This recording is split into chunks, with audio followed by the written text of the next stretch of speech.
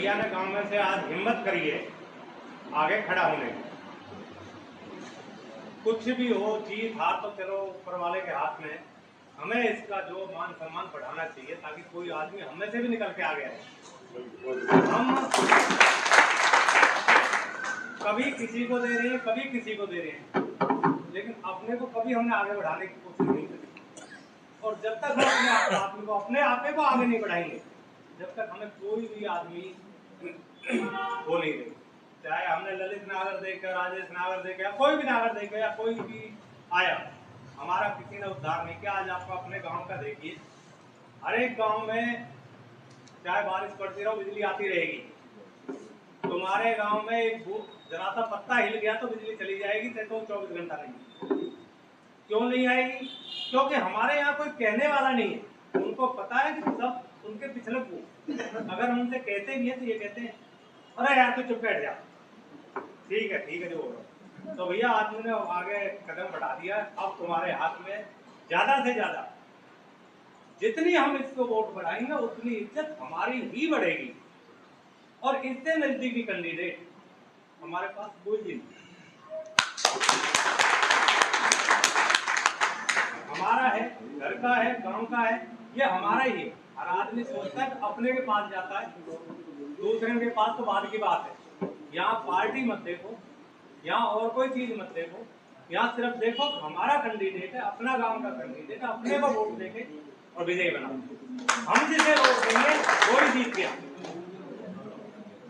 बहुत धन्यवाद।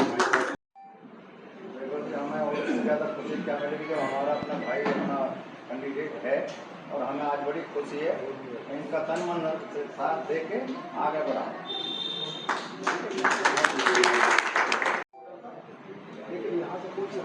माइक दे दो। और भरा गया है तुम्हारे सामने, कोई देखने वाला नहीं है, हमारी कोई सुनने वाला नहीं है। अरे अपना होगा तो उसके पास जाकर रो तो लेंगे, कहीं तो देंगे भैया ये क्या हो रहा है, इसे तो कहीं करवा हमारे काम को। तो भाई लोगों से तो कह सकते हैं, जैसे पंचायत थी, सरपंच थे, उनसे अपने दुख को रो तो ले। आज MP MLA हमारी कौन सुन रहा। तो मैं तो भाई सभी लोगों से अपील करता हूँ कि इसके सहयोग दो और इसके साथ दो। सभी को नमस्कार। और मैं विनती करता हूँ कि सभी एकजुट होकर परिवार सहित हमारे जो टीकाराम जी को जो टिकट मिली है उसके लिए सभी प्रकार से सब मिलजुल कर इनको जितावें और सभी का आशीर्वाद रहे और सभी मिलकर गाँवों में एकजुट होकर सभी के साथ जाएं और आसपास के लोगों से कहें, जिससे ये जीत कर विधानसभा में पहुँचे और इनकी मनोकामना पूर्ण हो। और श्री दुष्यंत चौटाला जी उन पर जो भरोसा दिलाया है, इनकी बहुत मेहरबानी होगी। ये मौका आया है, ताऊ देवीलाल जैसा इस संसार के अंदर कोई भी नेता नहीं होगा और ताऊ के ही ये पद चिन्हों पर चलने वाले हैं। तो देखिए, राजनीति मैं कुछ ज्यादा ना बोल के मैं यही कहूंगा कि हमारे भाई टीकाराम को ये मौका मिला है तो सभी अपने तन मन से इनका साथ दें। और सबसे पहले ये बात होती है कि पहले परिवार गांव अगर अपना है तो उसके बाद में हमारा क्षेत्र आता है। तो सबसे पहले गांव के जो हमारे बुजुर्ग हैं, साथी हैं, जितने भी नौजवान हैं, सभी इनका साथ दें और पूरे क्षेत्र में इनके साथ जाएं और पैरवी करें। धन्यवाद। हमारे देश में चौधरी छोटूराम अंग्रेजी राज में जन देश जमा दियो। पहली बात तो ये, फिर हमारा पंजाब बहुत बड़ा, यूपी से भी पहले पंजाब जो सगड़ो अच्छा, फिर ताऊ देवीलाल ने संघर्ष करे जो हरियाणा अलग बनवाया, क्योंकि बैकवर्ड में आ रहे जो। और अब देवीलाल से बढ़ के तो और को बढ़िया गए हमारे नहीं आना। सुनो, जब कांग्रेस के राज में बिजली नहीं आवे 6 घंटा भी कई दिन लगवावे, फिर ताऊ देवीलाल बनो 24 घंटा बिजली खड़ी रही हमारे 24 घंटा। जब नायब थे गाँव, अरे भाई सुनो भाई, बताओ मोर पहले नुकताओ मुझे ये श्रवण लेके जाऊं जो मारो जो कटी गए उसकी तो भैया आगे देख लो तो और फिर हम बोर्ड हर फिर देख अब अजमा के देख लो अब हमारी कौन दे बोर्ड या टंकी बोमन हाँ हम हर वक्त देते रहे बताओ कौन दे कौन बोमन दे कौन जाट तो करके देखो अच्छा भैया खूबियाँ हर करैक्टर में होती हैं और ये मौके कभी कभी मिलते हैं उनको बताने के लिए, दर्शाने के लिए, अभिव्यक्त करने के लिए। तो इसमें शर्माए नहीं। देखो बड़ी खुशी की बात है मेरे को तो जो अभी थोड़ा सा आराम कर रहा था कि मैं मजदूरी करता हूँ तो भाई का फोन गया, मैंने कहा सुनाइए, कहता कुछ छोटा प्रोग्राम कर रहे हैं। मैंने कहा बता दें क्या किस खुशी में कैसे, कहता ही वो हमें तो टिकट मिलेगी तो फिर तो 4-5 तो खड़ा हो गया। बड़ी खुशी बात अभी मैं तो कपड़े पहना हूँ तो गेट से अभी आ रहा हूँ भाई मैं तभी से गेट पे खड़ा कपड़ा पहने हुए। देखो एक लग कहते हैं भाग्य वाली बात, पता है किस भाग से वो कहते हैं कि बिजली के चाहे वो छीका टूट गया ताकि किस आगे से खिड़ी कला के लिए ये मौका मिला तो हमें इसे भुलाना चाहिए। बहुत कलवे चाट ली हमने क्योंकि सरकारी में 25 साल से देख रहा हूँ मैं यहाँ दूसरों के घरों में हम जा रहे हैं, दूसरों के कलवे चाट रहे घूमते फिर रहे। अरे क्यों ना अपनों के चाट ले जाए, थोड़ा थोड़ी है। तो भाई बड़ी खुशी की बात है। हमारे भी एक बुजुर्ग कह रहे थे बिजली की बताई थी, पता आपको? मेरे को पता है। पिताजी कहते थे बिजली आई वहाँ 3 से 6 बजे तक आती है, सवेरे 3 बजे 3 AM से 6 AM कहते हैं सवेरे। वहाँ जाके क्या पूरी रात तो जाके दबा ऐसे बैठ जाए तो फिर निकले पापा कहता बेटा बिजली चली गई, पिताजी और नींद आ गई चली। तो किसी ना किसी की मेहरबानी तो है। दूसरी कितनी अच्छी बात उन्होंने कही है, देखिए अब तोड़ के देखना कि हम सबको वोट देते रहे, आज मौका हम देखते हैं हमें कितने देते हैं तो परख भी हो जाएगी किसी की। बहुत खुशी की बात है, तो अपना अपना ही होता है। नमस्कार और विधायक जी को बहुत बहुत शुभकामनाएं। हम उम्मीद करते हैं अपने गांव की तरफ से, मेरे को अधिकार नहीं है पूर्ण गांव की तरफ से, ना मेरी उम्र है इतनी, फिर भी मैं कोशिश करूंगा कि सभी से मेरी नम्र निवेदन है कि गांव का अच्छा सौभाग्य होगा यदि इस सीट को निकाल के आते हैं। इसके लिए पूर्णतः हमें अपने परिवार को एकत्रित करना होगा। परिवार में आप सब परिवार के ही सदस्य हैं। आपके साथ जो हमारी ये आबादी बैठी है, ये जो लोग बैठे हैं, इनके साथ ये 1 या 10 या 50 नहीं है, इनके साथ बहुबल जुड़ जाएंगे। कोई भी व्यक्ति अकेला ही चलता है, साथ उसके आगे बढ़ने पर काफिला जुड़ता चला जाता है। तो मैं आप सभी से अनुरोध करूंगा कि जो छोटे मोटे भेदभाव हैं उन्हें भुला के एकत्रित होके, और भाई जी मंच का संचालन कर रहे हैं,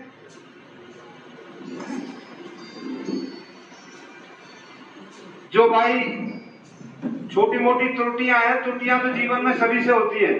भाई साहब ने पहले भी कहा था कि भाई हम गिर के उठते हैं, छोटे बच्चे होते हैं, तो उस तरह से गलतियां हुई हैं। तो उसके लिए मैं विधायक साहब की तरफ से भी और अपनी तरफ से भी क्षमा याचना चाहूंगा। और एजेंडे को किस तरह से आगे बढ़ाना है, ये सब हम तुमको विचार करके चलना है। ये तो एक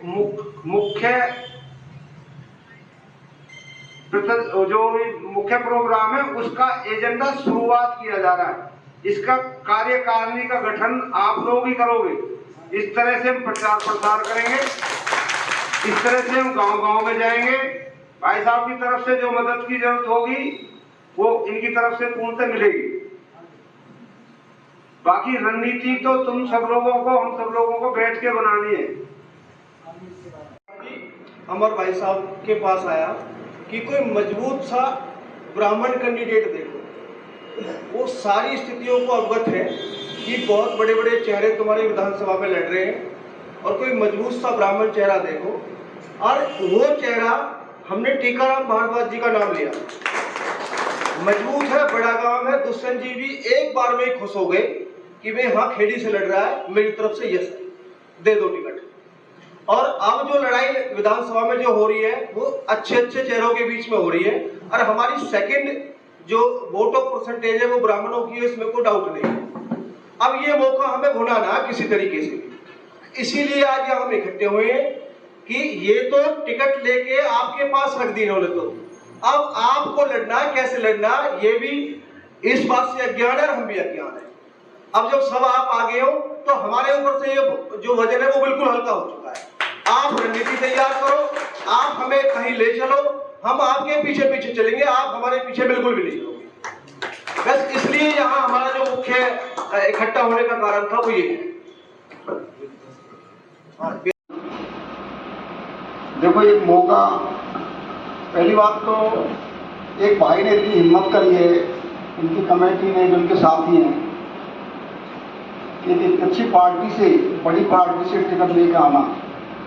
ये आने वाली पीढ़ी और हमारे जो नौजवान जो भाई हैं उनमें भी विल पावर बढ़ती है, आगे के लिए हम भी इसी टिकट को लेकर आए, इससे एक प्रेरणा मिलती है। और उम्मीदवारी कोई हल्की नहीं है, अगर गांव बस्ती का पूरा सहयोग हो जाए तो उम्मीदवारी बिल्कुल भी हल्की नहीं है। आप आराम से सीट निकालो, अगर सब मिलके, जैसे अभी हमारे भाई टीकाराम जी ने अपने विचार रखे, भाई अपना संगठन ब्लॉक स्तर के स्टाफ से, सारे सिस्टम के हिसाब से बना के और गांव गांव जाके कमेटी बनाते हैं। अकेला तो बेचारा कहीं नहीं जा पाएगा, ये न इसके साथ ही जा पाएंगे। कमेटी बनाई जाए, उसमें हम सबका जो सहयोग है, पैसे से, धेले से, जैसा भी है, हम सब इसका सहयोग करें और मन से, बिल्कुल आत्मा से जुड़ जाए। आप देखना, आप सीट निकाल लो। कहे हैं, जो शब्द कहे हैं वो हम, इनके शब्दों ने हमारे मन को लुभो लिया, और हम हर तरह से तन मन धन से भाई साहब के बिल्कुल साथ हैं।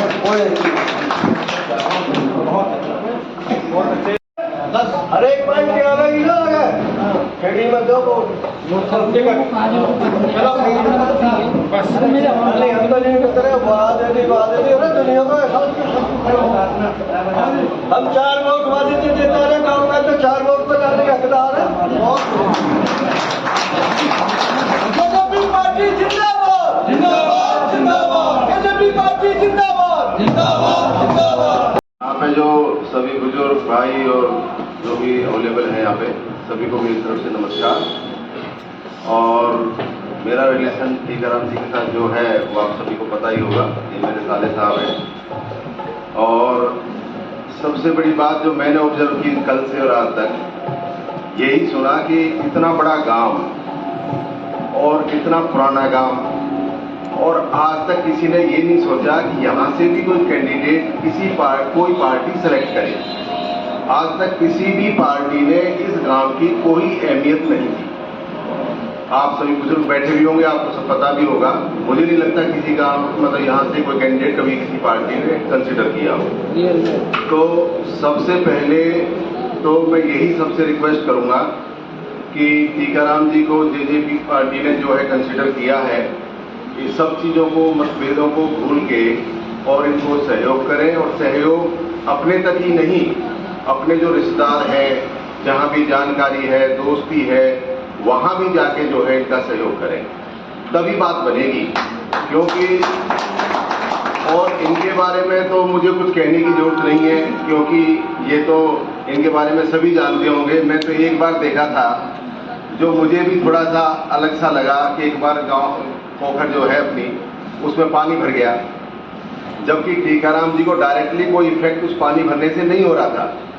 लेकिन ये पता नहीं कहाँ से पाइप लेके, और खुद लग रहा है उस पूरी बरसात के अंदर उसको पाइप को ढो रहा है, सारी यहाँ से बिछा के दी पाइप, और मोटर लगा रहा है उसको। मतलब इतना कर्मयोगी और निस्वार्थ सेवा करने वाला, अपने आप सोचने वाला, मतलब मैंने कोई नहीं देखा।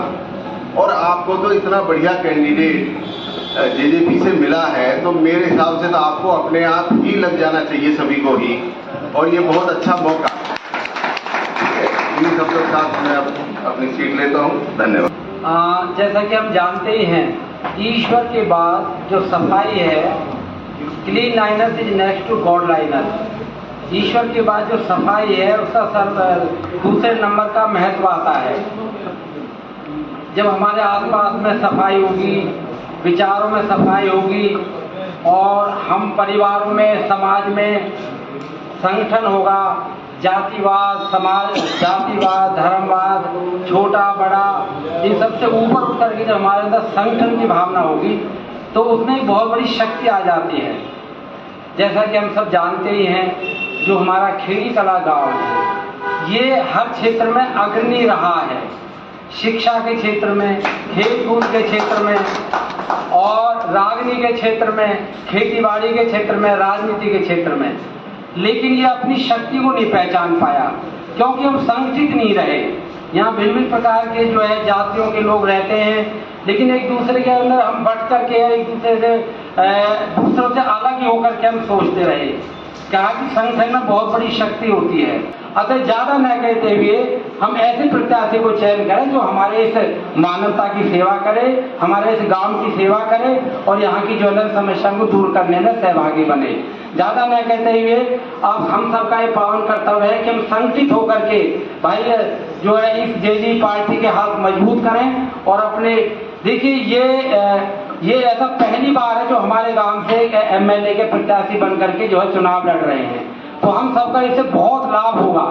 ज्यादा न कहते हुए इनके पास जो विजन है, जो उनको हाथ मजबूत होंगे, वो मैं विश्वास दिलाता हूँ कि वो उनकी समस्याओं का निराकरण होगा और इस इलाके की भरपूर मात्रा में सेवा की जाएगी और भिन्न भिन्न प्रकार की समस्याओं को निराकरण करने के लिए हम भरसक प्रयास किया जाएगा। ज्यादा न कहते आप सबका बहुत बहुत धन्यवाद। हरिओम।